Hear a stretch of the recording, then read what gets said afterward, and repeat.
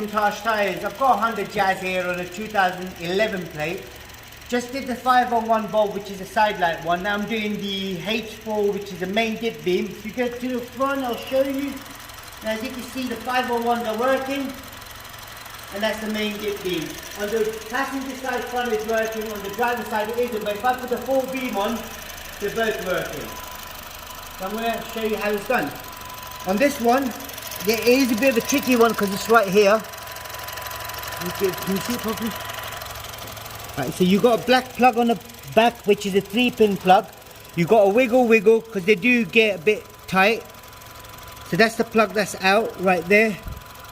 So it's a 3-pin plug, 1, 2, 3. And I'm assuming it's, not assuming, but I know where it's a 3-pin plug, it'll be an H4 bulb, which is right here. H4 bulb. And there's only one way you can put these bulbs in.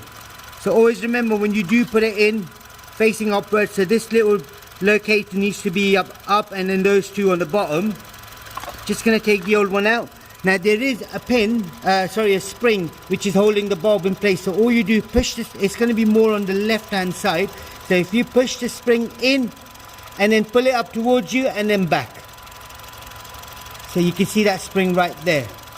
And then the bulb, all you do is pull the bulb out. The way you pull it out, as you can see right there where I was saying the top one's going up, facing up, and the other two are facing down. Get the bulb out. Same thing again, slot the bulb in. There's only one way the bulb would go in. You can always check it from the front. Make sure you don't pull the spring out, which holds the bulb in place. But if you look from here now, as you can see, I've got the bulb in wrong, which is not good. So take it back out. That's in nice and straight. I now hold the bulb in place, push the spring in all the way with my right hand, and that's in there now. I'm just going to plug it in just to make sure it's working, and once I know it's working, I can then put everything back together. As you can see right there now, they're all working, even the 4 beams working as well. Now all I do now is take the plug back out, and then I've got this little seal thing that goes on the back, which this bit goes over the 3 pins. So make sure I pull the plug out the way. I then slot it in.